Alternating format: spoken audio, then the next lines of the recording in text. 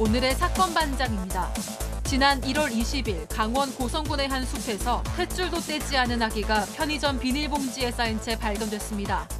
20대 친엄마는 강릉에 놀러 갔다가 출산한 뒤 아기를 유기한 것으로 알려졌습니다. 자신보다 20살 어린 남성 중위에게 지속적으로 치근덕댄 40대 여성 중사가 재판에 넘겨졌습니다. 중위가 거부 의사를 수차례 표현했지만 여성의 행동은 계속 이어졌습니다. 동료 재소자를 폭행해 숨지게 한 20대 무기수에게 법원이 사형을 선고했습니다. 재판부는 무기수에게 무기징역을 선고하는 게 의미가 없다며 이런 결정을 내렸습니다. 뾰로롱! 안녕하십니까? 아유, 추워라. 여기 왜 이렇게 추워요, 박 변호사님? 너무 춥지만 방송 열심히 하겠습니다. 알겠습니다. 자, 오늘 쓸데없는 얘기 훌쩍 건너뛰고 빨리빨리 진행하겠습니다. 자, 진실 추적자 사건 반장 시작합니다. 앞으로 학교나 보육시설 인근 500m 이내에 이 조두순 같은 성폭행 전과자들 살지 못하게 하는 법 만들겠다고 법무부가 어제 밝혔죠. 미국 법에서 아이디어를 얻었다는 건데, 자, 말 나온 김에 법무부에 한 말씀 드릴게요. 이제 흉악범 신상 공개에 대해서도 전향적으로 재검토해 보신 거 어떠십니까? 아니, 해야 합니다. 재검토. 자, 헌법에서 보장하는 거주 이전의 자유까지 지금 제한하겠다는 마당에 흉악범 신상 공개 못할 이유가 뭐 있습니까? 그렇죠? 자, 오늘 출연자 소개해 올립니다. 자, 이자연 기자, 박지훈 변호사, 박상희 소장, 김은배 전 서울청 팀장, 그리고 박준혜 수어 선생님 나오셨습니다. 안녕하세요. 안녕하세요. 예. 1일 연속 꼭 챙겨보던 우리 엄마 차문현 여사 사반으로 갈아탔어야 하신 박석경님, 강원도 인제 두메 산골에도 사반 가족 삽니다. 아빠 김기준, 엄마 오정임 씨 사랑해 하신 김온정님, 엄마는 서울에서 저는 부천 카페에서 사반 봅니다 하신 박순호님, 58년 개띠 손자 셋을 둔 할매입니다. 시골에서 혼밥하면서 사반 봐요 하신 최경수님, 5살 연하 남친과 곧 결혼해요. 귀여운 왕자 승아가 누나랑 평생 사랑하자 하신 엄지연님, 고딩되는 우리 딸 연우 너무 불안해하지만 엄마가 많이 사랑해 하신 이충훈님, 최근 오랜 인연을 떠나 보내신 정민이 엄마 황명자님, 아르헨티나 교민 루이스 리님, 경남 사천 김미애님, 요양원 간호사 송은희님 모두 사랑합니다. 자, 재미는 물론 의리로 함께하는 아세사와 뉴스에이 6반. 예, 대한민국과 전 세계 동포 가족 여러분의 시선을 모아서 출발합니다.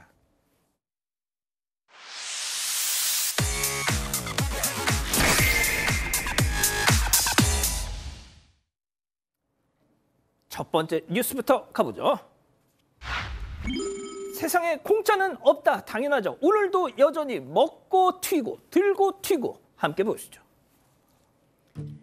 자, 이곳은 강원도 한 리조트 식당. 사람들 북적북적. 자, 이때 출구로 나서는 남성. 자, 옷까지 챙겨 들면서 자, 입고 나가죠. 자, 아이는 잠시 후에 아이가 나오는데 아빠 같이 가 하면서 지금 따라오고요. 잠시 후 엄마도 여보 같이 가 하면서, 자, 그럴 때 옆에 있는 사장님, 자, 계산 저분들 계산하셨나 하면서 컴퓨터 화면 보고 있죠. 바로 그때 당당히 온 가족 퇴장.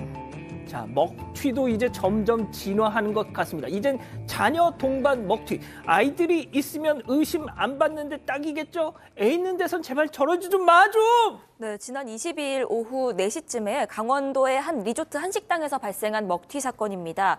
이 피해 업주 아들이요, 연휴라서 어머니 돕기 위해 가게에 나갔다가 저렇게 눈앞에서 먹튀를 당한 건데요. 보시다시피 일가족이었습니다. 초등학생 정도로 되는 아이를 데리고 있었다고 하고요. 3명이서 78,000원어치 식사를 했습니다. 이 처음에는 부부가 서로 계산한 걸로 착각했나 싶었는데 CCTV를 돌려봤더니 나온 타이밍이 하필 가게가 저렇게 정신없을 때였다면서 이건 노린 게 맞는 것 같다고 추정하고 있는 상황입니다. 아하. 설날부터 이런 일을 당해서 업주 부모님께서도 많이 속상해하시는 상황이라고 합니다. 자, 두 번째 뉴스 이어갑니다. 고깔한테 왜 그래? 일단 영상으로 확인해 보시죠. 자, 한밤중 비틀비틀 남성 다가옵니다. 주차 고깔에 다가가더니 이자연 네가 날 찼어 하듯이 저렇게 집어들고 아이고 차에다가 쾅 던집니다. 그러고는 다른 각도에서 지금 다시 주차 고깔 들고 차에다가 그냥 그리고는 허세 가득한 폼으로 퇴장합니다. 아마 이 친구 좀 본 것 같아요, 영화 같은 거. 인생은 실전이란 거 똑똑히 알려줘야 할 필요가 있다고 생각하는데 팀장님 제 말에 동의하십니까? 그렇습니다. 지금 내용이 뭐냐면 지난 14일 새벽 1시 40분쯤에 창원시 의창구에서 벌어진 일인데요. 차주가 차를 주차를 시켰습니다. 그런데 지나가는 20대 남성으로 보입니다. 술을 취했는데 혹시 꽃갈 아시죠? 꽃갈이라고 주차할 때 받쳐놓는 건데 여기에 영어로는 라바콘, 칼라콘이라 하는 것이에요. 그걸 들고 그 안에 이제 타이가 껴있는 거를 차량 던지니까 차량이 당연히 파손이 됐죠. 그리고 또 뒤쪽으로 가가지고 다른 또 주차 팻말을 가지고 집어 던지기도 하고 또 인근 편의점 가가지고 그 테이블도 엎었다고 합니다. 아이고. 그러니까 아마 이제 저렇게 난동을 부렸기 때문에 차량이 파손돼가지고 한 80만 원 상당의 재물손괴를 본 거예요. 그래서 이제 피해자 입장에서 볼 때에는 그 신고를 하겠죠. 그럼 처벌을 어떻게 받냐면은 재물손괴죄는 3년 이하의 징역이나 700만 원 이하의 벌금을 처하기 때문에 신고가 되면은 저 가해자를 체포한 다음에 당연히 재판에 넘겨가지고 당연히 처벌을 받겠죠. 저러면 절대로 안 됩니다. 그렇습니다. 자, 또 다른 영상 이어서 보시죠. 역시 비틀 저 남성. 야, 박지훈 네가 그렇게 잘났어? 하듯이 갑자기 주차 고가를 또 집어 들더니 이번에 차로 던지나 아우 도로로 던집니다. 다른 것도 들더니 차로 던지나 아우 도로로 던집니다. 차에는 노터치, 차는 노터치, 돈터치. 옆으로 자, 소장님. 네. 그래도 말이죠. 이 선수는 그 취한 와중에도 아까 그 차에다 던진 사람보다는 정신이 좀 말짱한 것 같습니다. 네, 뭐 그래도 주인이 보기에는 똑같이 이제 화가 났죠. 예. 왜냐하면 다음 날 와서 보니까 고깔은 다 부서져 있고 또 사실은 저 고깔 있으면 교통사고 날 수도 있어요. 맞습니다. 그러니까 위험성에 있어서는 맞아요. 결코 덜하지 않다라는 생각이 들고요. 이 주인께서 지난 4일에 있었던 일인데 인천의 미추홀구에 있는 가게 앞에서 발생한 일이라고 합니다. 와서 보니까 고깔도 부서져 있고 없고 이렇게 난리가 나서 CCTV를 이제 돌려봤더니 술 취한 사람이 저렇게 고깔을 버리고 난리를 쳐놔서 그것을 이제 공개하신 걸로 보입니다. 알겠습니다. 자, 다음 뉴스 또 이어가 볼게요. 쓰레기장 만들고 주랭랑입니다. 무슨 일이 또 있었던 걸까요? 보시죠. 딱 봐도 난장판, 아수라장, 테이블엔 먹다 남은 음식부터 술병, 각종 오물 한가득. 아유, 진짜. 자, 싱크대로 가보겠습니다. 아유, 담배를 그냥 저기다 그냥 쑤셔 박아놨네. 아이고, 자, 뭔 짓을 했는지 또 깨진 소주병에 집안 곳곳 유리 파편. 아이고, 생일빵을 했는지 케이크 조각들이 뒹굴뒹굴. 심지어 방 안에 저렇게 케이크 저 엎어진 거 보세요. 자, 방 안으로 가볼까요? 널브러진 휴지 또 막 트리를 그냥 확 부러뜨려 놨네요, 세상에. 자, 여기가 어디냐? 파티룸입니다. 파티룸. 자, 진짜 대한민국에서 자영업을 한다는 거는 정말 너무 힘든 것 같습니다. 네, 저 사진도 자영업자 카페에 파티룸 엉망진창으로 만들고 갔어요라는 제목으로 올라온 게시글인데요. 이 업주는 대구에서 파티룸을 운영하고 있다고 합니다. 손님이 엉망으로 만들고 간 저 사진을 공개를 한 건데 이곳은 최대 15시간 이용할 수 있는 공간이고 이용료는 31만 원입니다. 그런데 손님들이 저 사진에서 보이다시피 테이블이랑 방 안 곳곳에 음식물이랑 쓰레기를 버리고요. 술병까지 깨뜨려서 사방에 흩어져 있었다고 합니다. 또 실내에서 흡연까지 한 듯 싱크대에 담배꽁초가 가득했고 설치돼 있던 대형 트리가 있었는데 이것도 망가뜨렸다고 합니다. 이 예약하기 전에요. 이 업장 같은 경우에는 퇴실할 땐 입실 시 상태와 동일하게라는 조항을 명시해뒀고 청소를 안 하고 가면 보증금을 전액 차감한다 이런 문구도 있다고 합니다. 그런데 보증금 차감당하면 되지 하는 생각인진 모르겠지만 이런 조항을 악용해서 오히려 난장판을 만들고 가버렸다면서 피해를 호소했습니다. 자, 박 변호사님. 네. 그런데 사장님이 피해 비용 50만 원을 달라 했더니 이 손놈들이 되레 협박을 했다고 합니다. 그래서 저희에게 이 사람들 이거 처벌받게 하고 싶다 하셨는데 말이죠. 일단은 이게 담배 냄새도 나고 이래서 50만 원 정도 트리도 부러지고요. 청소비 등등 해서 50만 원 얘기를 하니까 이 학생들이 어떤 얘기를 했냐면 혹시 미성년자 받아요라고 되레 협박을 했던 것 같아요. 그래서 계속 얘기하다 보니까 미성년자 아니고요. 대학생이었고요. 최종 합의 금액은 25만 원 정도로 합의를 봤다고 하는데 결과론적으로 이 25만 원도 지금 사장님 말씀처럼 입금이 되거나 하지 않았던 걸로 보입니다. 재물손괴죄 성립하는 거예요. 저 계약 없다고 하더라도 당연히 선량하게 쓰고 그대로 돌려주는 게 맞아요. 지금 부숴버린 거잖아요.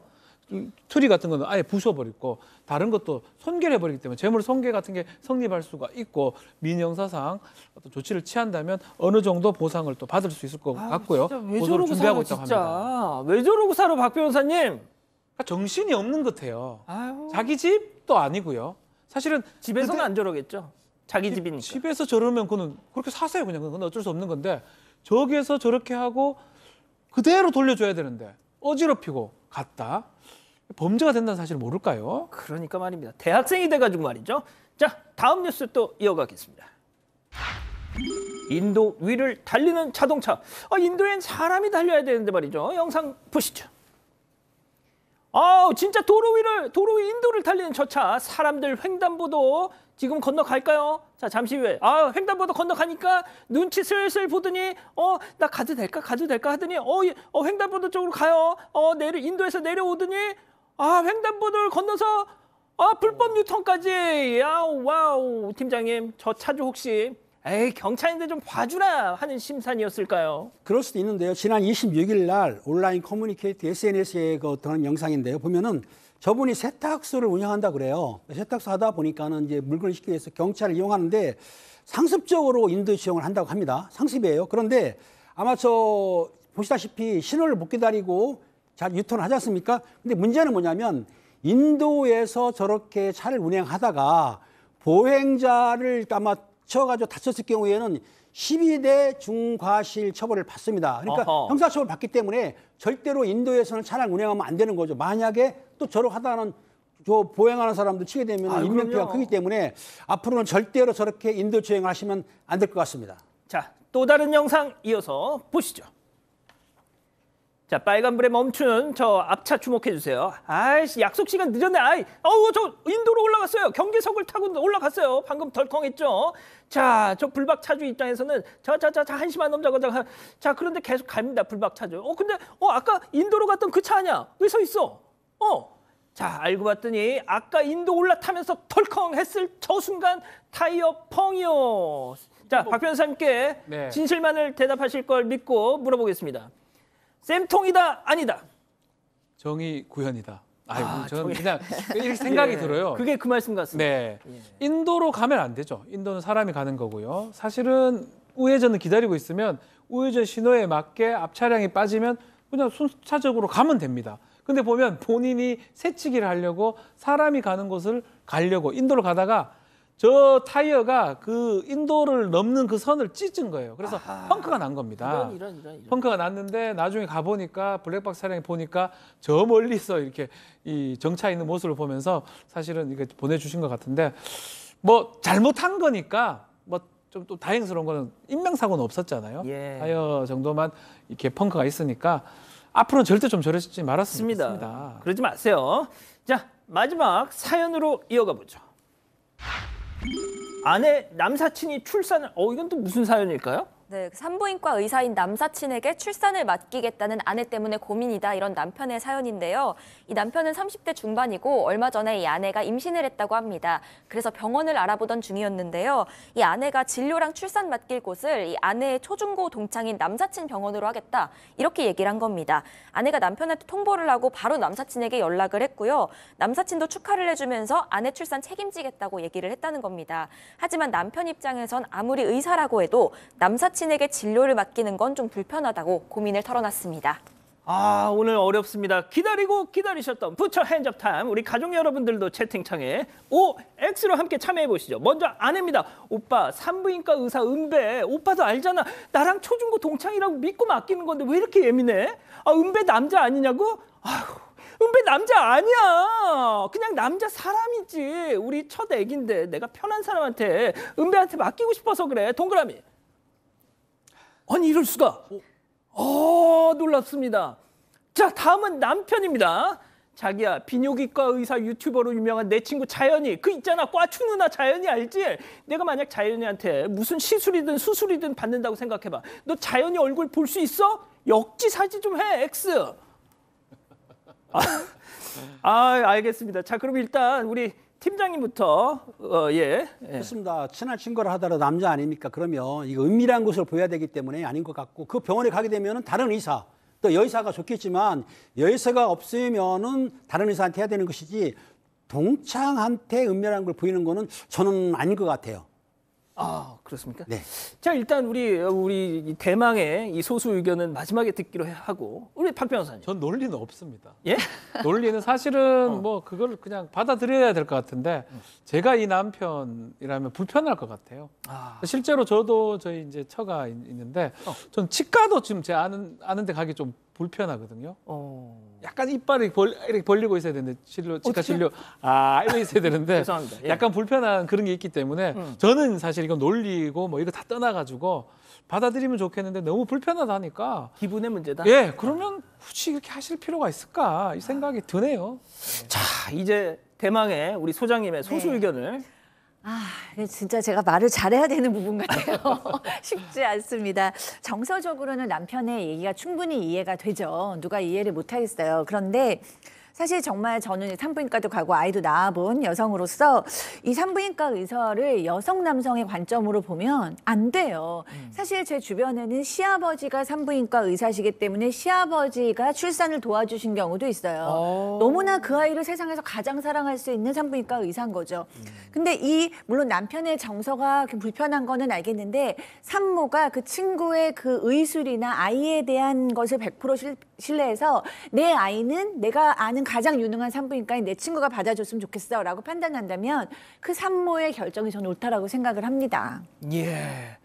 자, 이 기자, 우리 가족 여러분들 생각도 좀 궁금합니다. 그 족발인 뉴욕님은요, 박 변호사님 말씀처럼 치석 제거도 지인한테는 못하겠던데라고 말씀을 하셨고요. 아하. EPM님은 우리 시어머니는 나 임신했을 때 본인 남사친한테 가랬는데 이렇게도 말씀을 해주셨습니다. 예. 그런데 도련님님은요, 의사인데 왜 그렇게 생각하지? 그냥 의사인데 남편이 이상하다라고 말씀하셨고, 김보라 푸들님은 공짜로 해주면 인정이라고 말씀하셨습니다. 알겠습니다. 공짜 알겠습니다.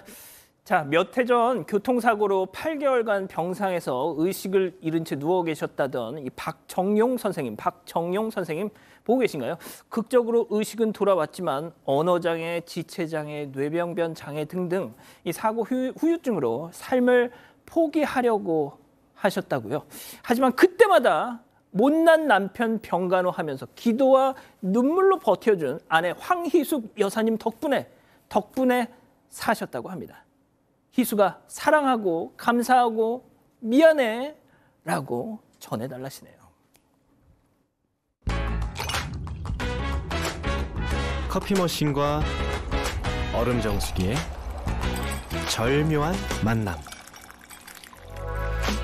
에스프레 카페잖아. 함께 할래? 알로이스 알츠하이머 병을 최초로 발견하다. 알츠온, 진단을 돕는 기술을 발견하다. 당신의 혈액으로부터 알츠온.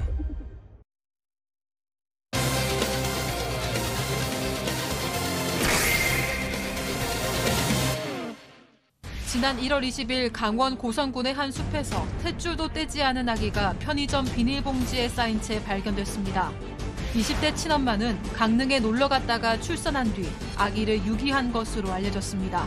사건의 전말을 파헤쳐봅니다. 자, 주말 첫 번째 또 사건부터 참 안타깝고 화나는 사건이에요. 네, 지난 20일 오후 4시 반쯤에 강원도 고성군의 한 둘레길에서 신생아가 발견된 사건입니다. 이 경찰은 둘레길을 걷고 있는데 갓난아기 울음소리가 들린다 이런 신고를 받고 출동을 했는데요. 그 사건 당일은 한파주의보가 내려져 있었다고 합니다. 아기가 발견된 당시에는 영하권 기온이었고요. 눈이 성인 무릎 높이까지 쌓여 있는 상황이었습니다. 자, 이 날씨에 말이죠. 아기를 유기를 했어요. 지금 현장이 보이십니다. 정말 이 상황 자체가 화가 나는데 지금 아기 빨간 동그라미 속에 어떻게 아기가 발견됐던 건지 최초 신고자분의 얘기 들어보시죠. 거의 2시간을 걸었는데 아무도 만난 사람이 없었어요. 그날 엄청 추웠던 데다가 저희가 약간 오르막길이었어요. 나중에 그 아이가 발견된 장소가 오르막에서 올라갈 때는 안 들렸었거든요. 그러니까 오르막에서 올라가니까 이제 울음소리가 되게 우렁찼었고 저희는 처음에 고양이 소리인 줄 알았었거든요. 약간 저보다 나이 더 드신 분이 올라오셔서 아기 소리 맞다고 이제 그때부터 저희가 너무 당황해갖고 막 112 그때 신고하고 아기가 막 이렇게 우는데 정말 크게 울었는데 좀 목소리가 잦아들면서 목소리 끝이 갈라져갖고 저희가 너무 놀랬거든요. 와, 정말 이 고양이 울음소리랑 네. 아기 울음소리랑 진짜 비슷해요. 비슷해요. 아기도 진짜 얼마 안 어르신 아니었으면 그렇죠. 예? 일반인 같으면 구별 못 합니다. 뭐 이런 식으로 하기 때문에 아기인지 고양이인지 구별을 못 하는데 사실 2시간 동안 걸으면서 사람 못 봤다고 하거든요. 근데 뒤에 오던 어르신이 이거 이상하다, 아기 같다라고 하면서 결국은 이제 발견한 거고, 저 추위에 저곳에서 아기 혼자, 얼마 되지 않은 아기 혼자 있었는데 이 아니었으면 정말로 큰일 나고 사망할 수도 있었던 그런 상황이었던 것입니다. 자, 진짜 이 아기도 아니 신생아, 막 태어난 신생아 발견 당시 어땠는지 이 구급대원 얘기 잠깐 듣고 가시죠. 포화도랑 체온을 측정해 봤을 때 산소 포화도도 굉장히 낮았고 체온도 34도 정도로 굉장히 낮은 상태로 측정이 됐기 때문에 아이가 저체온증으로 약간 경기를 하는 것도 있었습니다. 아이의 탯줄 상태로 확인을 해봤을 때 태어난 지 한 3일에서 일주일 정도로 추정을 한다고 말씀을 해주셨고, 병원에서 이제 태어난 다음에 바로 유기된 것이 아닌가 그렇게 추정을. 아니, 팀장님 어쩌면 좋아요, 진짜. 그렇습니다. 이제 그 신고를 했기 들어와가지고 경찰이 출동을 했습니다. 물론 구급대원도 출동을 했는데 아마 그 수색을 해가지고 다행히 9분 만에 찾았다 그래요. 근데 아이를 이제 그 경찰이 찾아가지고 구급대원한테 인계를 했는데 아이 손발이 찬 거예요. 확인해봤더니 34도. 원래 아이들은 온도가 좀 높거든요. 36도 5분에서 37도쯤 되는데 굉장히 이제 조금만 지났으면 저체온증 걸릴 뻔했죠. 빨리 구한 건데 어찌됐든 그렇게 해가지고 아이를 갖다가 이제 산소 포화도 낮고 하니까는 아마 그 시험수 팩 아시죠? 시험수 팩을 이제 따갑게 해가지고 아이한테 된 거예요. 체온을 높이려고. 그리고 안아주니까 체온이 정상으로 들어왔다고 합니다. 다행히. 천만다행인 거죠. 그리고 아이의 건강 상태는 아마 비교적 양호하다고 했는데 제가 보기에는 그 골든타임, 즉 시간을 좀 지체했다거나 늦게 찾았으면 아이가 사망할 수도 있던 사건이기 때문에 재빨리 찾은 것에 대해서는 정말 제가 박수를 치고 싶습니다. 자, 그런데요, 이 충격적인 건 지금부터입니다. 체크포인트 짚어보죠. 편의점 비닐봉지, 이게 또 정말 기가 찰 내용입니다, 소장님. 아, 그렇습니다. 너무 화가 나는 사건입니다. 아기는 태어난 지금 일주일도 안 되는 아이로 탯줄이 붙어있는 그대로 유기됐고요.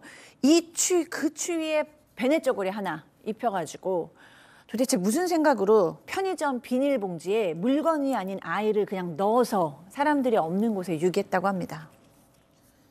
친모는 잡혔어요?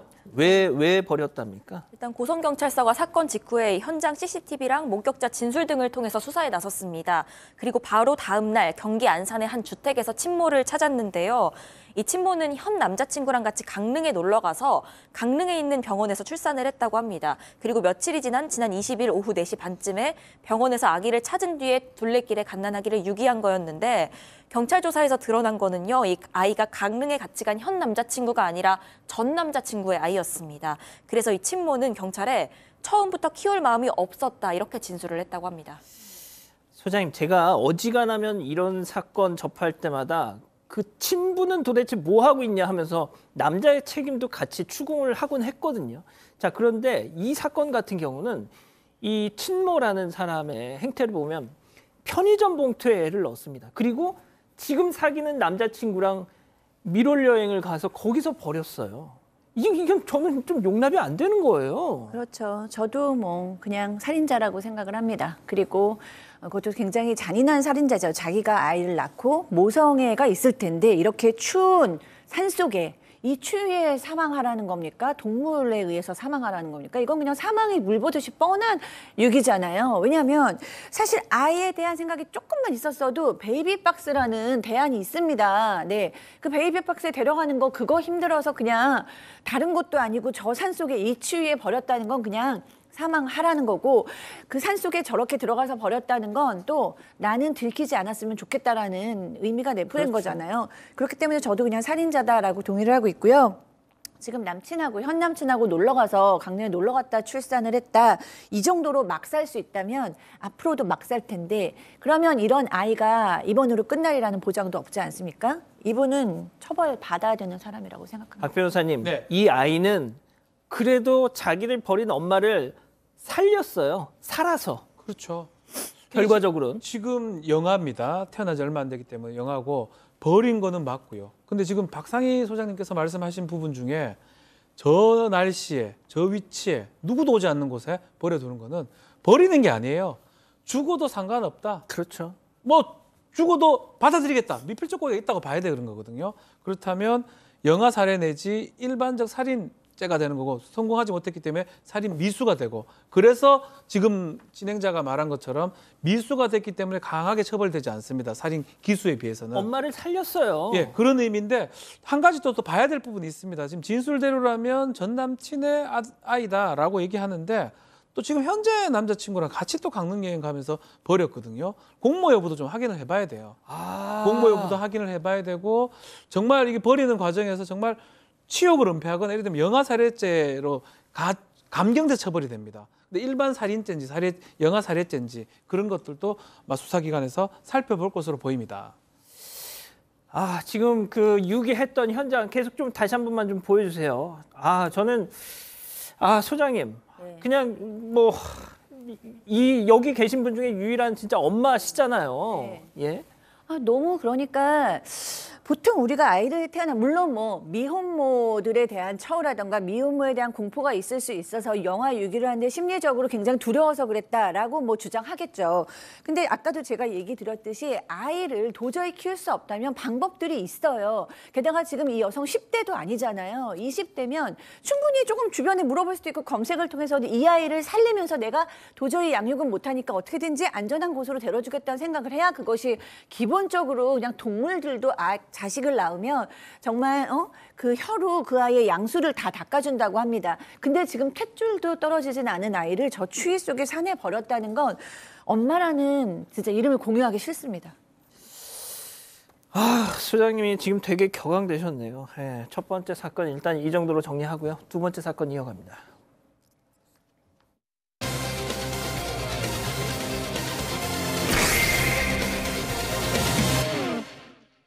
자신보다 20살 어린 남성 중위에게 지속적으로 치근덕댄 40대 여성 중사가 재판에 넘겨졌습니다.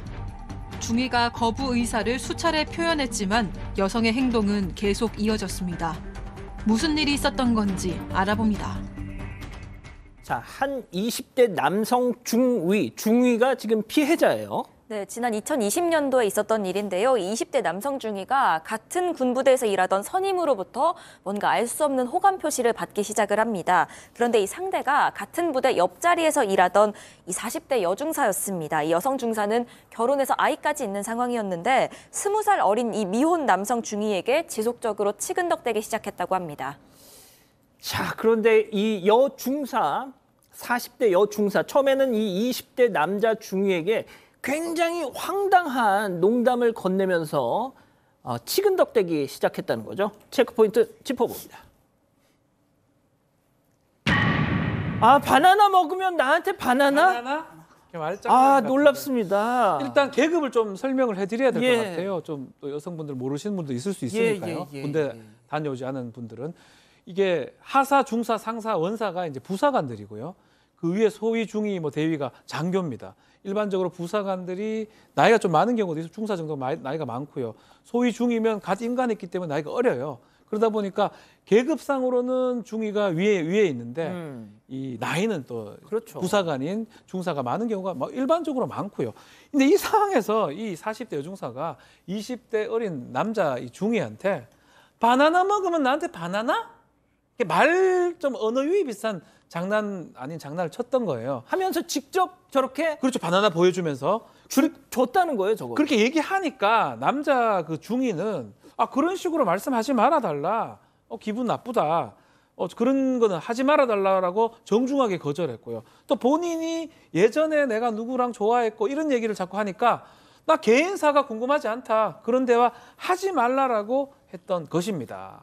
이게 기본적으로 성희롱이지만 성희롱이지만 박 변호사님. 네. 이거 보통 우리가 술자리나 이런 데서 바나나 먹으면 바나나 이런 얘기하면 말이죠. 네. 너 지금 어느 세상을 살고 있냐면서 아재라고 이렇게 좀 너무 재미없죠, 사실. 그렇습니다. 진짜 한 20년, 30년 전에도 이걸 할까 말까인데 지금 와서 이걸 지금 한다는 거는 오렌지를 먹은 지 얼마나 오렌지 이렇게 그런 거. 내 책임감 이런 게 있는데 그런 거는 안 하는 게 좋아요. 이나영은 이 2번 빠져도 또 이나영? 이나영 이렇게 있긴 한데 예. 또 이거는 또 더 나아가서 바나나 이렇게 되기 때문에 문제가 될 수 있겠죠. 그러니까 이런 거 하면 아재라고 요즘 세대는 안 맞다고 이렇게 그런 반응도 나오는데 이 상황은 더 심각합니다. 자, 그런데 팀장님, 이 부대 안에서 저런 진짜 터무니없는 얘기를 한 건 기본이고 또 다른 뭐가 있었던 거죠. 그렇습니다. 이 부대 그 여중사가 뭐라고 했냐면 개인사도 얘기하고 그러니까 이 중위 입장에서 볼 때는 아니 중사님 나는 그 개인사도 필요 없고 그 개인적인 나누고 싶지 않아요. 알고 싶지 않은데. 예, 거부를 했습니다. 그런데도 그런 행동을 계속 했는데 또 SNS 같은 걸로 해가지고 문자를 보냈는데 문자 내용이 참 가관입니다. 뭐라고 되냐면 나는 평생 갈 거다. 저는 기다리고 있다. 뭘 기다립니까? 또 가족 같은 사이가 되고 싶다. 가족은 아니에요. 그리고 이미 가족이 있잖아요. 그렇죠. 당신은 저의 수호천사다. 수호천사? 좀 이해가 안 갑니다. 그리고 지난 20년 군생활 동안 주인님이 가장 멋있다 하면서 추궁거렸기 때문에 제가 보기에 추궁문을 떠나가지고 이 스토커 정도의 행위를 하지 않았나 싶은 생각이 듭니다. 이거를 이거는 아닙니다, 소장님. 네, 그렇죠. 이거는 아니죠. 왜냐하면 게다가 20살 차이가 난다 그러면 아들 같은데 아들 같은 아래에 있는 사람인데 이렇게 선임으로서 이런 말을 하는 건 안 좋고요. 지금 얘기한 것들은 사실상 이성 간에 이상의 호감을 표현한 것이 맞는 것으로 보입니다. 나의 수호천사고 가족처럼 친밀하게 지내고 싶고 최고 멋지고 이런 얘기는 성희롱에 들어간다는 생각이 들어요. 그리고 이제 중위가 모든 것이 다 꺼림칙해서 그다음에 이제 모든 대화를 수시로 녹음을 하기 시작했다고 합니다. 그러면서 그때 얘기를 했대요. 이 여중사가 저한테 평범한 직장 동료로 얘기하는 것 같지는 않았다. 나는 그 이상을 원한다는 생각을 분명히 했다라고 얘기했고요. 실제로 저에게 호감을 가지고 있는 것처럼 행동도 했다. 그리고 제 앞에서 운 적도 있다라고 얘기했다고 합니다. 자, 법정에 섰어요. 이 여중사. 당연히 제가 잘못했습니다 하지는 않았으니까 지금 사건반장에서 다루고 있을 거예요. 네, 일단 법정에 선 것도요. 이 여성 중사가 처음에는 이 약식 기소가 됐는데 법원에서 벌금 100만 원 약식 명령 받았습니다. 하지만 불복해서 정식 재판을 청구를 했고요. 아하. 법정에서 이 남중위에게 직장 내 따돌림으로 인한 고충을 토로했을 뿐이라고 했습니다. 또 나이가 어리지만 장교인데 피해자가 오히려 나를 나이 어린 장교에게 접근한 추잡한 여성으로 몰아갔다 이렇게 주장했습니다. 자, 지금 이게 약식에서 정식 재판으로 갔다는 거 아니에요? 박 변호사님? 일단 이게 성희롱을 한다든지 그런 어떤 얘기를 했을 때 직장 내 성희롱 같은 경우는 이게 형사처벌 사안보다는 징계 사안이 되는 게 일반적입니다. 예. 마찬가지로 접촉이 있거나 그러면 성범죄가 될 수가 있는데 여기서는 이제 언어적인 행위만 있었기 때문에 성희롱 또 더 나아가서는 지속적 괴롭힘 경범죄 처벌법상에 그게 해당한다고 법원은 봤던 걸로 생각이 들고 정식 재판을 청구를 열어가지고 벌금 100만 원을 선고를 했는데 왜 그러냐면 남성 피해자의 거부 의사가 너무 명확합니다. 그럼에도 불구하고 계속적으로 지금 그런 어떤 지속적인 괴롭힘 지속적인 농담, 성희롱을 했기 때문에 처벌이 가능한 겁니다. 원래 같으면 성희롱은 형사처벌은 안 됩니다. 그렇군요. 알겠습니다. 자, 2번째 사건 이렇게 정리하고요. 3번째 사건 이어갑니다.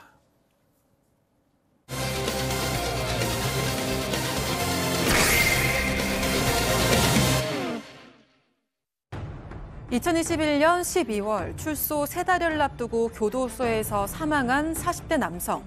사망한 남성의 몸 곳곳에는 멍자국이 발견되는데요. 누가 봐도 폭행의 흔적이었습니다. 남성을 때려 숨지게 한 사람은 다름 아닌 같은 방을 사용하던 20대 남성이었습니다. 남성은 살인 혐의 등으로 재판을 받았는데요. 항소심 재판부는 무기징역을 선고한 원심을 파기하고 사형을 선고했습니다. 그 이유 과연 무엇일까요? 자, 지난해 1월 저희가 사건반장에서 소개해드렸던 사건인데 교도소 안에서 벌어진 사건이었어요. 네, 일단 피해자는요. 출소를 3개월 앞두고 지난 2021년 10월에 공주교도소로 이감이 됐습니다. 그런데 같은 해 12월 21일 밤에요. 교도소에서 쓰러진 채 발견이 돼서 병원으로 옮겨졌는데 결국 숨졌습니다. 이 당시 피해자의 신체 곳곳에서는 이 멍자국 그리고 상처가 있었던 것으로 파악이 됐습니다. 수사 결과 피해자랑 같이 생활했던 7번 방 수감자들이 용의선상에 올랐는데 이 피해자를 때려서 사망에 이르게 한 피의자는 20대 남성 이모 씨였습니다. 이모 씨는요, 피해자의 목을 조르거나 가슴 부위를 발로 여러 차례 가격하고 이렇게 폭행해서 숨지게 한 혐의로 기소가 됐습니다. 또 여기에 가담한 동료 재소자 2명이 있었는데요. 피해자가 정신을 잃으니까 번갈아 가면서 망을 보기도 하고 또 쓰러진 피해자에게 이불을 덮고 마스크를 씌우기도 했습니다. 그렇게 이 20대 남성 이모 씨랑 같이 폭행을 하고 또 살인을 방조한 혐의로 함께 기소가 됐습니다. 이 피해자는 1시간 넘게 방치가 됐는데요. 이 피해자가 쓰러진 뒤에 이 골든타임을 놓친 것이 사망의 가장 큰 원인으로 지목이 됐습니다. 자, 이 주범 7번 방 방장이었던 것 같아요. 우리가 보통 영화나 드라마에서 이런 교도소 풍경 많이 접하시잖아요. 자, 이 20대 자기 삼촌뻘 되는 40대 피해자를 거의 고문을 했어요. 그렇죠. 아마 출소가 이제 얼마 안 남았으니까 화가 났을 수가 있어요. 그런데 이 감에서 오니까 뭐 권투 연습한다면서 복싱 연습에 상대로 해가지고 일부러 때리기도 하고 가혹행위, 성추행을 계속했던 걸로 보이는데 특히 이 협심증을 앓고 있었는데 약도 한 20일간 못 먹게 하고요. 이 사망하기 전에 어떤 일이 있었냐면 직접 자신들이 만든 둔기하고 주몽으로 폭행도 하기도 하고요. 같은 2명의 재소자와 함께 이 페트병에 물을 뜨겁게 부어서 화상을 또 입히기도 했습니다. 그 머리 위에 올려가지고 그렇게 함으로써 지금 결국은 사망하게 됐는데 부검을 해보니까 이 전신에 다발성 골절도 입고 장기까지 파열된 상태였던 것입니다. 자, 이 사건을 두고 한 언론에서는 이런 제목을 뽑았어요. 교도소판 더 글로리다.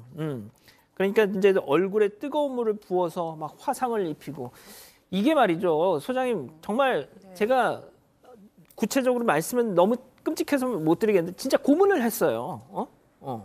네, 저는 뭐 일종의 병 같은, 그러니까 병이라고 해서 뭐 용서를 해주자라는 게 아니라 도저히 변화될 가능성이 보이지 않을 정도의 심각한 증상이라는 생각이 드는 거예요. 그러니까 반사회적 인격장애 중에서 굉장히 심한 경우일 수도 있고 또는 사이코패스도 있을 수도 있고 이런 검사들을 좀 해보면 좋겠는데 그 웬만하면 교도소 안에서는 이렇게까지 사람을 죽일 만큼 폭력적이기가 어려운데 어떤 상황에서도 누구든지 게다가 지금 전해지기가 내가 뭐 특별한 이유도 없이 원한 관계도 없이 나쁘게 보인 것도 없는데 기분에 의해서 이랬다는 건 본인의 가학성이나 공격성이나 폭력성이나 충동성 이런 것들을 전혀 지금 제어하지 못하고 남을 괴롭히는 거에서 희열을 느끼고 만족을 느끼는 그런 사람이 아닌가라는 생각이 들었습니다.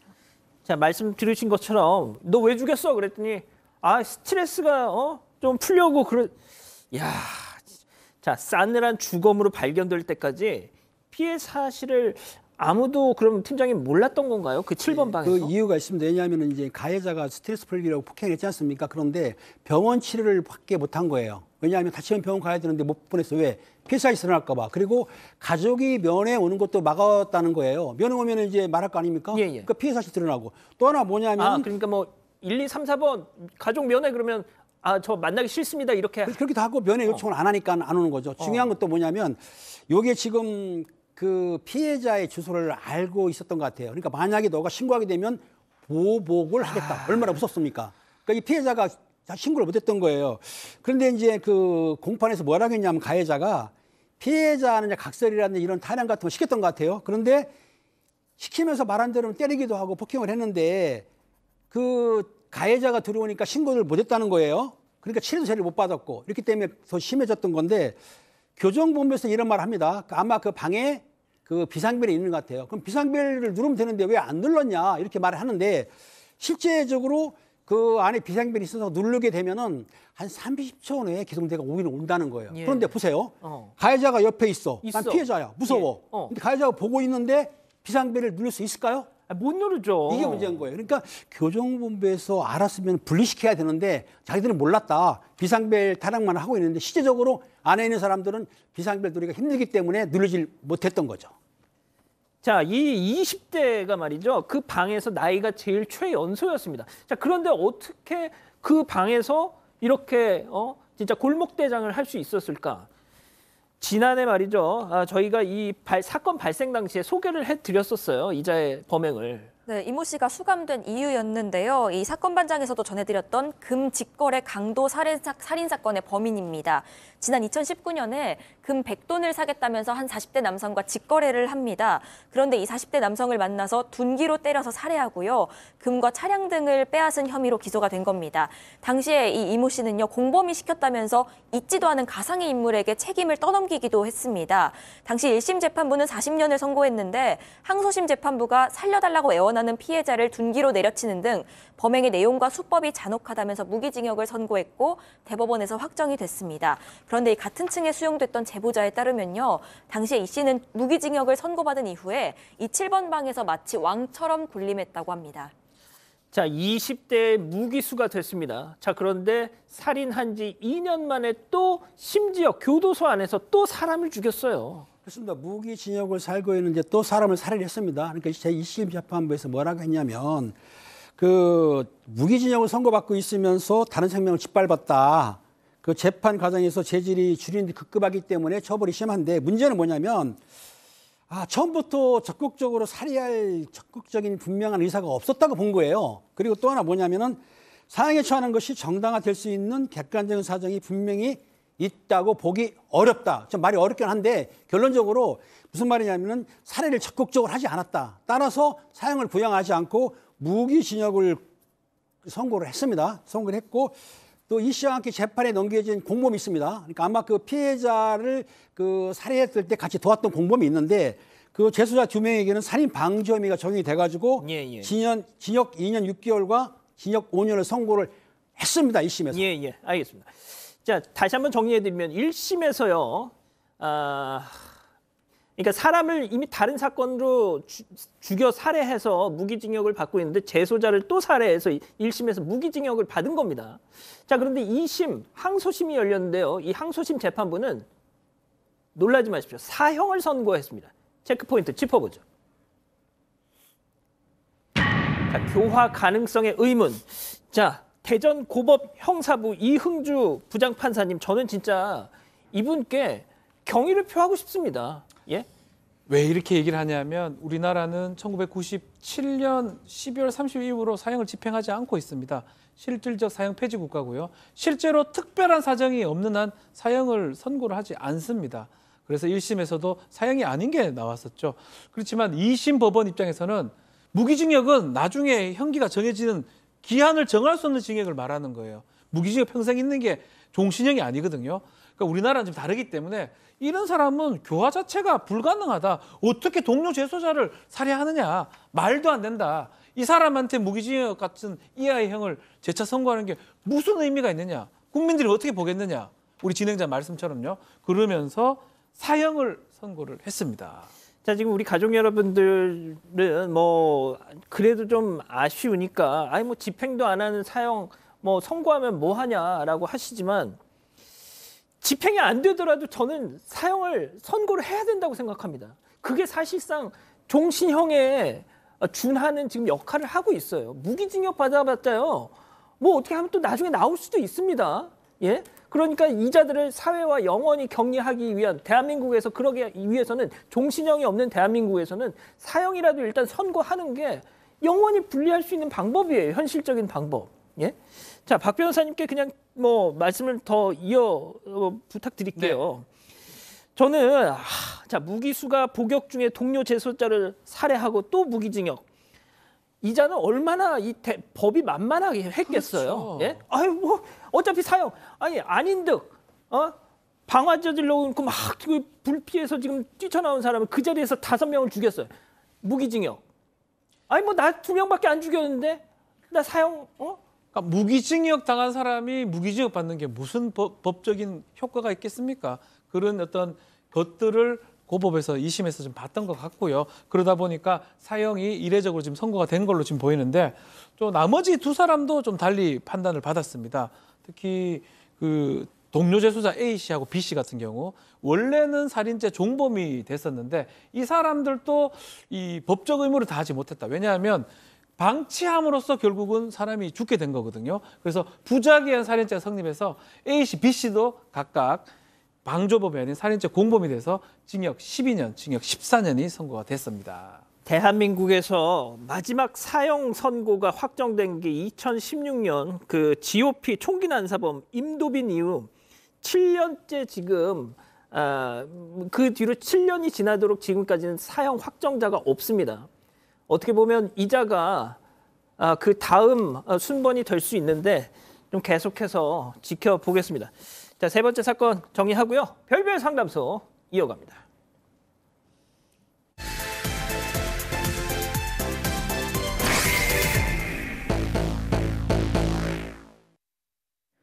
결혼 5년 차, 아직 아이는 없지만 부모님의 지원 덕에 조금 넉넉한 삶을 살고 있다는 최 씨 부부.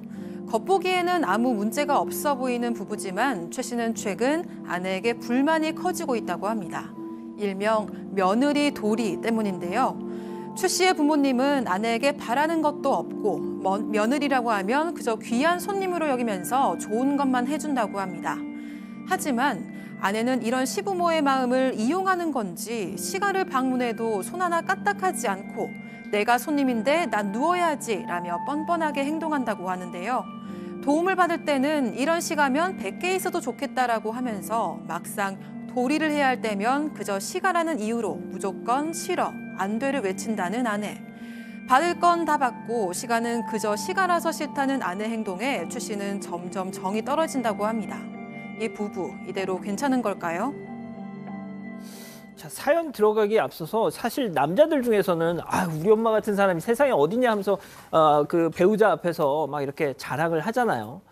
이 최 씨 남편도 자기 부모라고 이렇게 좋게만 생각해서 이런 얘기를 하는 게 아닌가 생각이 들긴 하는데, 그렇다면 어떤 식으로 와이프한테 이렇게 도움을 준다는 건지 좀 차근차근 좀 따져보죠. 객관적으로 판단해 보시면 좋을 것 같은데요. 일단 최 씨 부모님은 시골에서 농사 짓는 분들이십니다. 농사 규모가 커서 일꾼도 여럿 두고 땅도 많은 분홍인데 이 워낙 성품이 좋아서 주말에는 동네에서 봉사활동을 하고요. 기부도 많이 하는 편입니다. 그리고 자식들에게도 아끼지 않고 지원을 해줘서 5년 전에 최 씨가 결혼을 할 때는 서울의 아파트를 대출 없이 턱 사주실 정도였다고 합니다. 그렇다고 아내 쪽에 예단을 바란 것도 아니었는데 사치가 없으셔서 예단할 돈으로 그냥 며느리 가방 사라 이렇게 말씀을 하셨고요.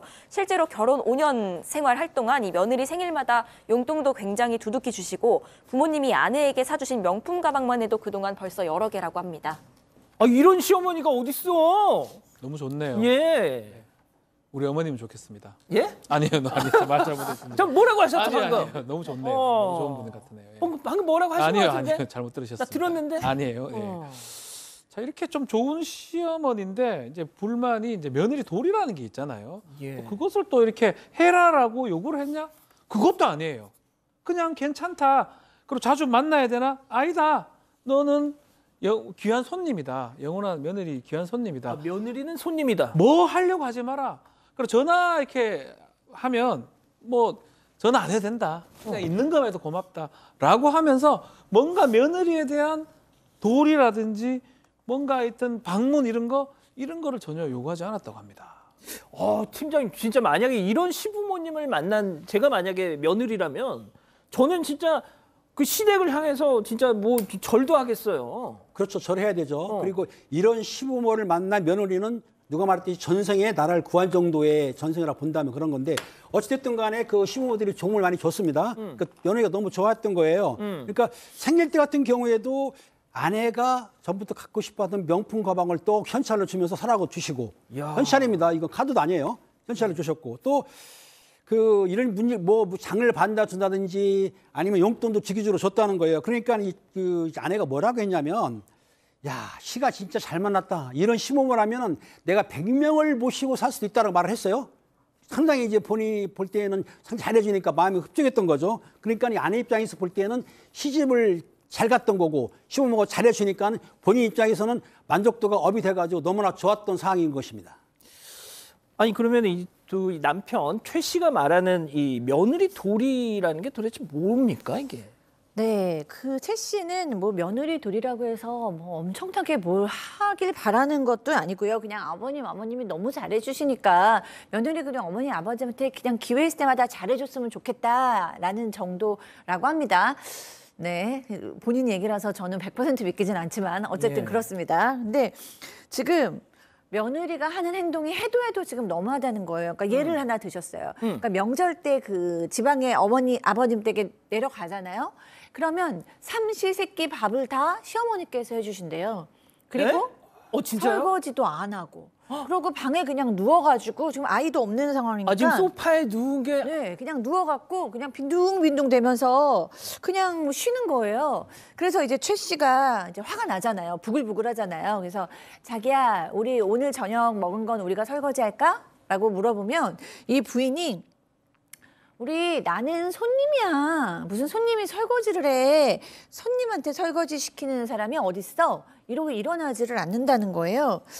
이런 행동을 볼 때마다 이제 굉장히 이제 정이 떨어지기 시작하는 거죠. 이거 지금까지 사건 반장에서 소개했던 이런저런 사연의 어떤 양상과는 많이 다른 지금 상황이에요. 네, 그런데 이 최 씨가 터진 일은 또 따로 있었는데요. 하루는 이 최 씨 어머님이 병원 때문에 서울에 올라오실 일이 있었습니다. 그런데 병원 예약이 이른 아침이었기 때문에 전날 미리 올라오셔야 했던 상황이고, 그래서 어머님을 우리 집에 하루 모시자 이렇게 얘기를 했는데요. 이 아내가 단호하게 호텔로 모셔라. 집에 어머님 오시는 거 불편하다. 이렇게 얘기를 한 겁니다. 이 최 씨는 이렇게 단호하게 나온 아내의 말에 크게 상처를 받았는데, 그래서 이 최 씨가 아내한테 부모님이 너한테 해준 게 얼만데 이 정도도 안 되냐라고 얘기를 했는데, 이 아내는요, 여자한테 시간은 그냥 싫은 거다. 시자 붙으면 다 싫다는 말 모르냐. 아무리 잘해줘도 그냥 불편하다. 우리 집에서 주무시는 거 싫다. 이렇게 막무가내로 나왔다고 합니다. 결국 이 일로 아내랑 크게 싸웠고요. 어머니는 어쩔 수 없이 호텔로 모시게 됐습니다. 박 변호사님. 네. 저는 이혼입니다. 벌써요. 아직 좀 저는 이거는 좀 너무 심하다 이거는. 이건 집도 이렇게 뭐 시부모님 해주셨다는데. 심하네요. 심한데 이제 아직 조금 더 좀 들어봐야 되는 또 게, 있어요? 병원 일 때문에 많이 이제 남편이 상당히 실망을 했던 부분인데 결정타가 생깁니다. 네.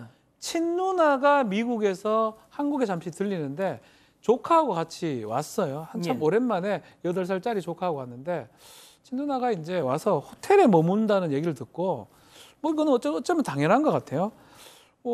누나, 조카 우리 집에 잠깐 구경도 시켜주고 밥도 같이 먹자라고 뭐 그렇게 할 수 있는 거잖아요. 그럼요. 아내한테 얘기를 하니까 아내가 뭘 하느냐고, 깜짝이야. 제정신이냐고, 밥값도 문제지만 집에 누가 오는 것 자체가 싫다라고 화를 냈다고 합니다.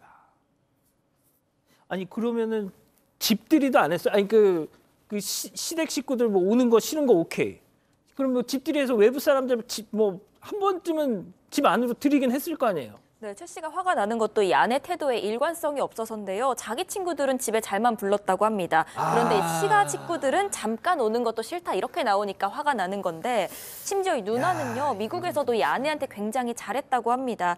예를 들어서 뭐 아내가 필요하다고 한 화장품이 있으면 미국에서 사서 보내주고, 또 미국이 비교적 저렴한 브랜드들이 있잖아요. 그런 것들도 곧잘 사서 이렇게 선물로 보내줬다고 합니다.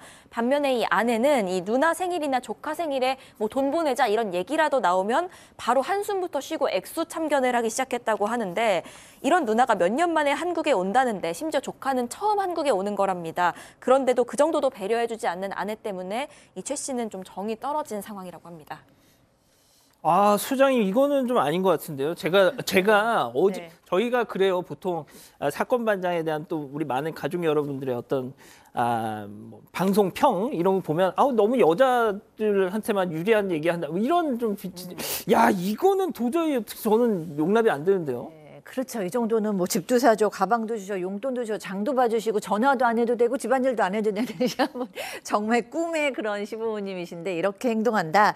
저는 일단 첫 번째로는 너무 여성이 심하니까 이 남자가 좀 과하게 얘기하고 있는 거, 한 10배쯤 이렇게 과장해서 얘기하고 있는 거 아닌가? 왜냐하면 남자들은 또 자기 부모님이나 누나는 과도하게 좋게 생각을 하고, 부인이 또 정이 떨어졌을 경우에는 또 막 나쁘게 얘기할 수도 있으니까, 반대 뭐 여성이 남편을 그렇게 얘기할 수 있지만 그런 의심을 하나 하고요. 근데 만약에 그게 아니고 정말 이 상태 그대로다라고 하면은 살기 어렵죠. 그러니까 우리가 흔히 얘기하는 뭐 공주병, 뭐 나아가서 이제 왕비병, 그리고 뭐 이제 이 여성이 그런지는 모르겠지만 뭐 그거를 병명으로 하자면 자기애적 성격 장애, 그러니까 온전히 자기만 아는, 완전 나르시시즘 그 자체에 빠져 있는 남을 배려를 전혀 하지 않는 뭐 그런 정도 중에서도 극단적인 사람으로 보이거든요. 근데 성격 장애라고 함은 성격으로 굳어졌기 때문에 성격 장애라고 불러요. 근데 그렇게 되면은 진짜 이 정도로 조금도 시댁에 대한 배려도 없고 남편에 대한 배려도 없고 나을 만한 생각도 없고 노력하고자 하지 않는다면 이 남편은 아마 견디지 못하겠죠. 제가 팀장님께는 잠시 후에 다시 여쭤볼게요. 자, 박 변호사님. 네. 그런데 설 명절에 결정적인 사건이 또 팍 터집니다. 명절 때 이런 결정적인 사건들이 터지곤 합니다. 이 부부도 마찬가지로 이 쌓였던 어떤 불만이 명절 때 빵 터집니다. 어떻게 일이 생겼냐면 최 씨가 제안을 해요. 우리 이번 명절 때 하루는 우리 본가 시가에 머물고 하루는 처가에서 잠을 자고 오자라고 얘기를 합니다. 하루하루씩.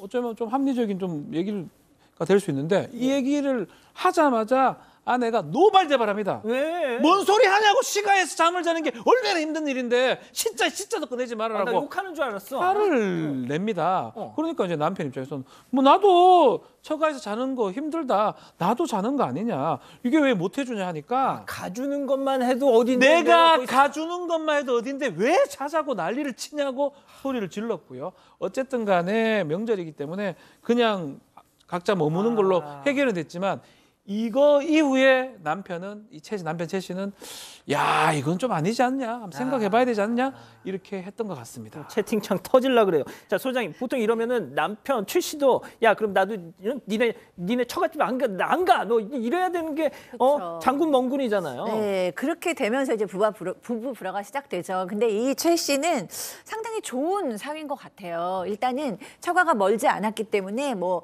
1, 2주에 한 번은 꼭 전화라도 한번 하려고 하고 한 달에 한 번 정도는 꼭 찾아뵈려고 노력하고 그다음에 이제 뭐 회사에서 무슨 좋은 상품이 들어온다던가 선물이 들어오면 어르신들한테 드리는 게 더 좋지. 그래서 장인 장모님한테 드리기도 하고 이러니까 정말 더도 말고 내가 처가에 하는 만큼만 시가해 줬으면 좋겠는데 조금도 거기에 이만큼도 못 미치게 하니까 이제 굉장히 지금 속이 상하죠.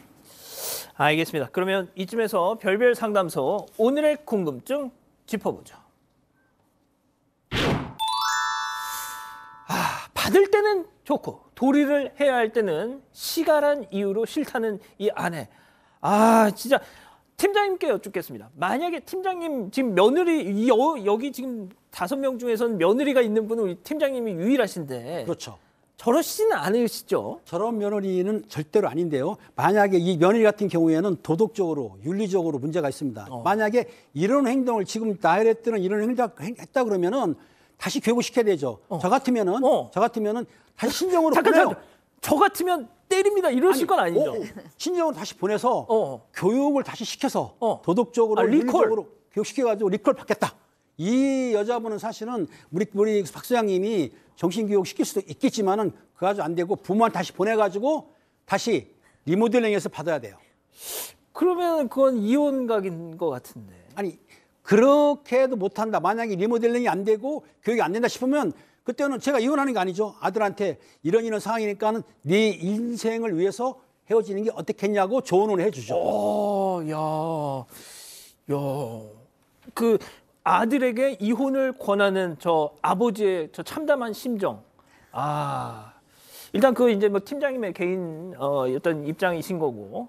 자, 그럼 소장님 같으면 이 상황에서 어떤 좀 조언을 해주시겠어요? 네, 만약 이것이 정말 진짜고 여성이 이런 행동을 보인다 그러면 이제 굉장히 좀 중증의 나르시스틱한 모습을 보이고 있기 때문에 이런 나르시스틱 디스오더, 그러니까 자기적 성격 장애인 사람들은 자기 발로 알아서 누군가한테 도움을 청하진 않아요. 전문가를 만나지도 않아요. 왜냐하면 자기는 잘못을 조금도 하지 않고 그러겠죠. 있다고 생각하니까. 그런데도 불구하고 이런 분들이 전문가한테 오거나 내가 좀 바뀌어야겠다고 자각을 할 때는 자기 삶에 어떤 고통이 있기 때문이에요. 배우자가 이혼을 하자고 얘기한다던가 아니면 난 같이 살 수 없으니까 따로 살자고 한다던가 이렇게 뭔가 자기의 삶에 극단적인 고통이 있을 때만 변화가 일어나거든요. 그렇기 때문에 남편이 뭐 이혼을 해라라는 얘기는 아닌데요. 부인이 자각하고 깨닫고 자신의 행동이 잘못되었다는 것을 알 수 있는 어떤 좀 강력 처방이 필요할 것 같긴 합니다. 자, 우리 박 변호사님. 법적인 얘기를 좀 해야 될 것 같은데 이혼을 이제 할 수 있느냐 이 부분인데 이런 것 때문에 법적인 얘기는 솔직히 별로 저는 사실은 이제 항상 다 얘기를 들어봐야 된다고 생각을 하거든요. 물론이죠. 물론. 이제 이것만 보면 나머지는 잘한다 이 말인가요? 그것도 한번 듣고는 싶어요. 다른 가정에서 남편한테 이 시가 부분 빼고는 잘하는지 아하. 또 자식 자녀한테 잘하는지 이런 부분도 사실 궁금한 부분이긴 한데 여기 뭐 정확하게 나와 있지 않기 때문에 요 시가 부분만 문제가 된다면 충분히 변경될 가능성이 있는 거죠. 근데 다른 것도 또 문제가 된다 그러면 사실은 이 남편 입장, 최 씨 입장에서는 같이 하기가 좀 어렵지 않나 생각이 듭니다. 뭐 대부분 다 비슷하게 생각을 하시는 것 같은데, 자, 이 기자, 우리 가족 여러분, 제가 근래 봤던 채팅창 분위기 중 가장 뜨겁습니다. 가장 빠르게 올라가고 맞습니다. 있습니다. 처음에는 뭐 남편은 그럼 잘하냐 이렇게 좀 의심의 눈초리로 보셨는데 지금은 한 목소리로 이혼을 외치시는 것 같은데요. 일단 제리랑 놀자님은 선택적 시자냐 이렇게 말씀을 하셨고, 유지영님 며느리 돌이라고 하니까 그럼 사위돌이 며느리 돌이 따로 있냐 발끈하는데 그냥 기본적인 예의를 말하는 거다. 나도 며느리지만 저 며느리 편들 게 없다라고 말씀을 하셨고요. 리로리님은 야, 그 집안 어디냐, 너 나와라, 내가 들어가겠다 이렇게 말씀하셨습니다. 너 나와, 나 입장. 좋습니다. 예, 알겠습니다. 자, 별별 상담소 일단 오늘은 이 정도로 정리하고요. 글로벌 픽 이어갑니다.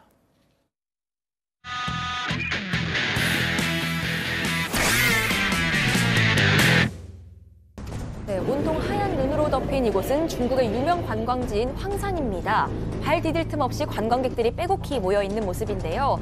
사람이 너무 많아서 오도 가도 못하고 제자리에 서서 앞사람이 움직이기만을 기다리고 있는 모습입니다. 어린아이는 옷으로 완전 무장을 하고 엄마 품에 안겨서 추위를 달랩니다. 너무 춥겠다. 네, 이날 무려 영하 15도까지 내려갈 정도로 매서운 추위에 강풍까지 불었다고 합니다. 전날부터는 멈추지 않고 폭설이 내렸다고 하는데요. 이렇게 춥고 눈도 많이 오는 날 무려 3만 5천 명에 이르는 관광객들이 찾아서 더 혼잡할 수밖에 없었던 거죠. 평소였으면 정상에서 케이블카가 있는 곳까지 40분이면 가는 거리인데요. 이날은 장장 7시간 걸려야만 내려올 수 있었다고 합니다. 한 관광객은 혹한의 날씨 속에서 7시간을 갇혀 있어서 동상까지 걸렸다고 합니다. 이거 장난 아니네요, 이거. 네, 참다 못한 관광객들이 관리자로 보이는 사람에게 따져 물어보지만 관리자도 답답한 듯이 어찌할 바를 모르는 모습입니다.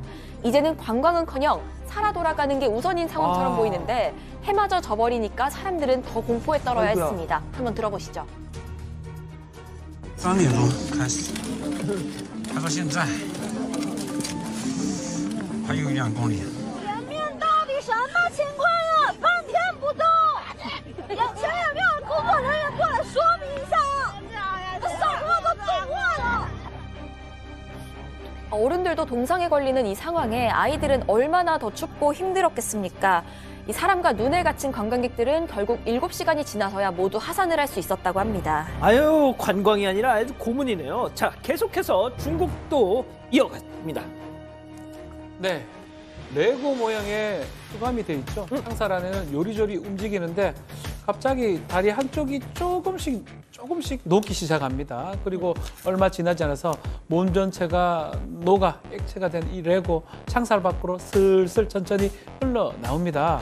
녹았네. 더 놀라운 거는요, 지금부터입니다. 네. 액체 상태로 빠져나온 이 레고 액체들이 다시 뭉쳐집니다. 뭉쳐지면서 뭉쳐져라 다시 고체 상태로 변했습니다. 영화 터미네이터 보신 분들 저거 기억하시죠? 창살 사이로 사람이 액체처럼 통과하는 이 장면 모두들 기억하실 겁니다. 네. 영화에서나 보던 이 기술이 현실로 실현이 된 겁니다. 이거 CG? CG 아니죠. CG면 뭐 우리가 하겠습니까? CG 아닙니다. 한 연구소에서 실제로 실험한 영상인데요. 갈륨과 자석 성분을 섞어서 만든 로봇이라고 하는데요. 녹는 점이 낮은 갈륨에 자석 성분을 넣어서 외부에서 자기장을 이용해서 열을 가하면 아까처럼 흐물흐물한 액체로 변한다고 합니다. 고체에서 액체로 변하는데 약 3분 걸렸다고 하네요. 이렇게 녹은 액체를 다시 차갑게 식히면 또다시 고체 상태로 변하는 겁니다. 고체가 될 때는 이전 형태를 갖춘 틀이 좀 필요하다고 하는데 그래도 이게 얼마나 신기합니까? 이게 가능하군요. 신기합니다. 신기한데 이게 다가 아닙니다. 또 있어요? 이렇게 형태를 변형하는 로봇은 앞으로 쓸 곳이 다양하다고 합니다. 특히 의학 분야에서는 몸속의 이물질을 제거할 때 쓰거나 체내로 약품 전달할 때 응용될 수 있다고 합니다. 팀장님, 지금 뭐 그냥 뚫어져라 보고 계시는데 그 터미네이터 2에서 T-1000 있잖아요. T-1000. 아놀드 슈와르츠제네거 막 잡겠다고 뛰어오더네. 그거 아니야 이거? 그러니까 저게 액체 금속이라는 건데 저는 영화에서 본 줄 알았더니 실제로 만들어내네요. 과학은 놀라울 따름입니다. 좀 뭐 거창한 말씀을 하실 줄 알았는데, 아이고 거창합니다. 과학은 위대하다는 거. 자, 사랑하는 사건 반장 가족 여러분, 따뜻한 주말 보내시고요. 다음 주 월요일도 저희는 별이 6개 반, 4반, 6반, 저녁 6시 반 다시 옵니다. 자나깨나 한파 조심, 빙판길 조심. 안녕히 계십시오.